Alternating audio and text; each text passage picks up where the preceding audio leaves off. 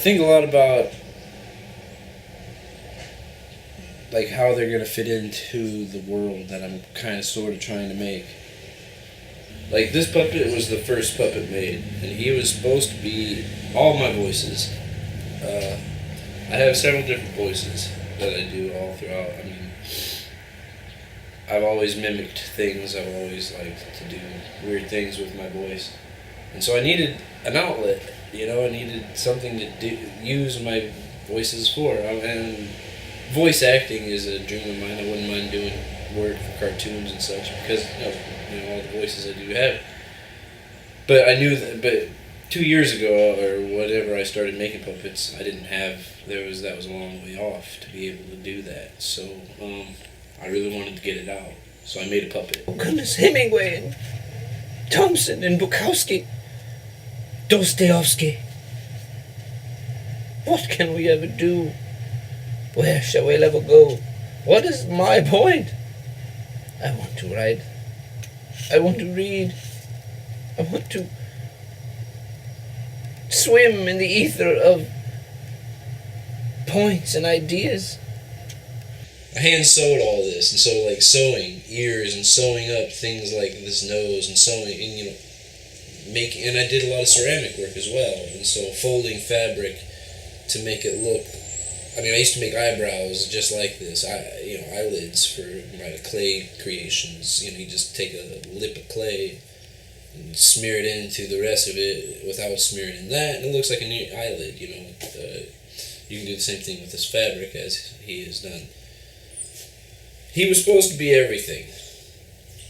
What are you talking about? I do not know what you saying. How do you say in your country? You have these, how do you say, colloquialisms. I do not know. Oh, is that right then? He was supposed to be everything. But then, he turned into something very morose. And I don't know if I really like that. I want him to be, he's going to be like the poet, literature guy in the troupe of the puppets. So I don't really know what his voice is going to be. I have been using, oh dear, that wearisome, woesome, that, because he's Mr. Blue. So he was really just to make a puppet. That was his challenge, that was his creation. Now, and he was handmade, hand-stitched, hand everything. Took a long time. Fun project. And after that, it was like, all right, well, we gotta pick this up. We gotta get good at this. We gotta get efficient. We gotta make them quicker. We can't, and that's where a sewing machine came in. Sewing machine and a glue gun. These were my ideas. I was like, all right, let's make a puppet with a sewing machine and glue gun specifically. That's it. And that's when I made this puppet. And he was a prototype. He was not intended to be kept around at all.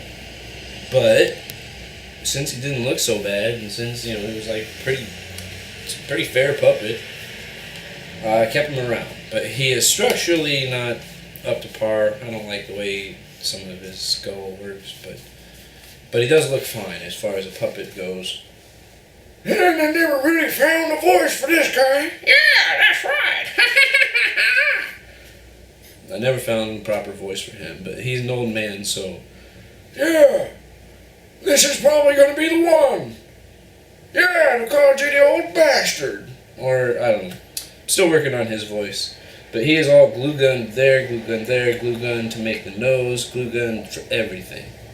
And I made one single stitch down there, down there, down there.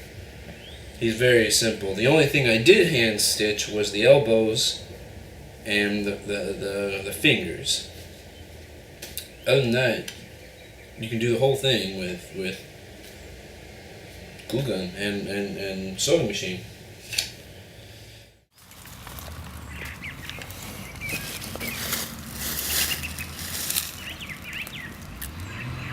I'm always thinking of how to make it look real and how it's going to look anatomically real on my hand. Here are the this is basically where I start. Figuring out how to get my hand to fit whatever manipulator I make. And then right here are the shoulders. arms always get glued right there. If you glue them anywhere else, it's going to look stupid. That's what I'm basically focusing on, is how to make a pattern fit in with everything, make it look real. Well, I didn't know what to say, and I didn't know what to do, so I rose up my head and said, yodelay.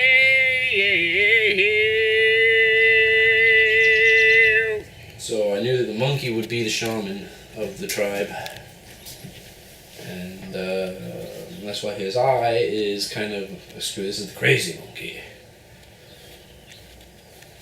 And his voice used to be something like this, but I don't really like this. Some people have told me to leave it.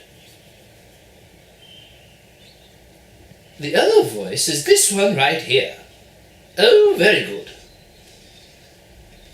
The juxtaposition of an English-speaking monkey is funny. So I'm told.